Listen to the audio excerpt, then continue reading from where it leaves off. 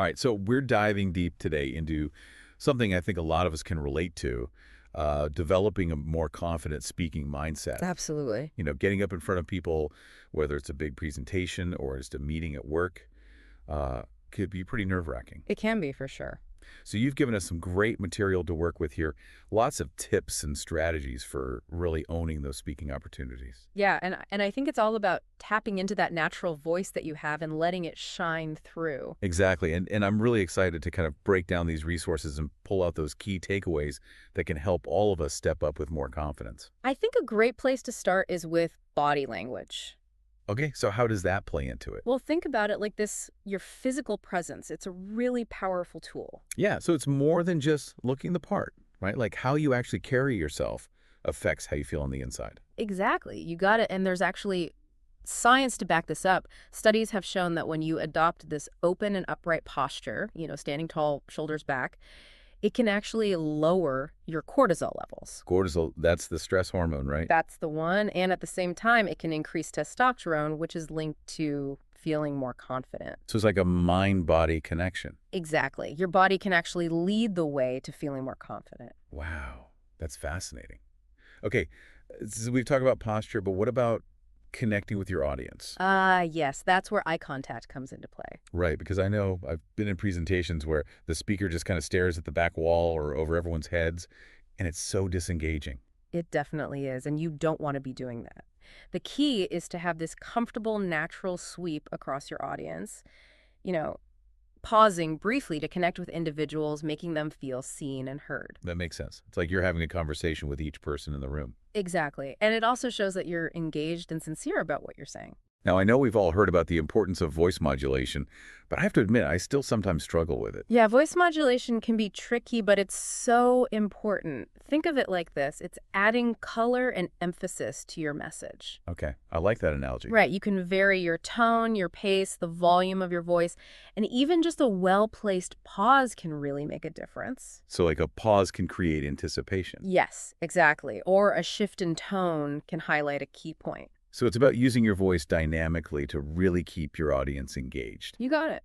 Now, here's something I found really interesting in the materials you gave us, this idea of slowing down your speech when you're feeling nervous. Oh, yeah, that one's huge. It seems counterintuitive, right?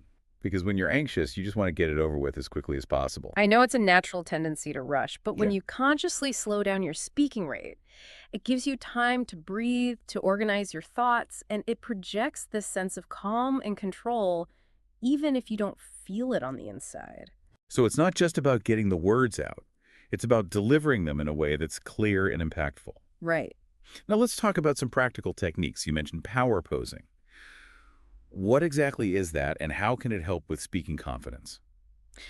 So power posing, it's about adopting these expansive postures, like the Wonder Woman pose or the victory pose for a couple of minutes before you have to speak. Okay, and what's the theory behind that? Well, the idea is that even if it's just for a short time, it can trigger those hormonal shifts that we talked about earlier, lowering cortisol and increasing testosterone. So it's like faking it until you make it in a physical sense. Exactly. And even if the physiological effects are subtle, the act of physically embodying confidence can have a psychological impact. That's really cool. Now, another practical exercise you mentioned was impromptu speaking. Oh, yeah, that's a fun one. So how does that work? Basically, you give yourself these random prompts and you have to respond off the cuff for like 30 So seconds. no preparation time. Nope. It forces you to think quickly and structure your thoughts on the spot.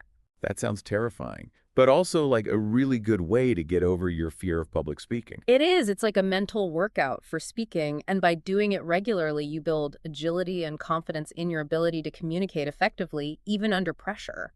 So we've talked about a lot of different elements here. Body language, eye contact, voice modulation, and even some practical techniques like power posing and impromptu speaking. Yeah. And what's really cool is that they all work together. Right, they're all interconnected. So when you feel confident physically, it shows in your voice and your overall presence. Exactly. And when you connect with your audience through eye contact, it can actually ease your anxiety. So it's a positive feedback loop. Absolutely. So for everyone listening, as you go forward, think about this in your next speaking opportunity. Mhm. What if you just focused on one of these areas? Maybe you pay extra attention to your posture, or you make a deliberate effort to pause before you speak. It could make a huge difference. What difference could that one single adjustment make to your overall confidence and impact? Just something to consider as you continue to hone your speaking skills. It's a journey. It is a journey, Absolutely. but with the right tools and mindset, anyone can become a more confident and engaging speaker. Couldn't agree more.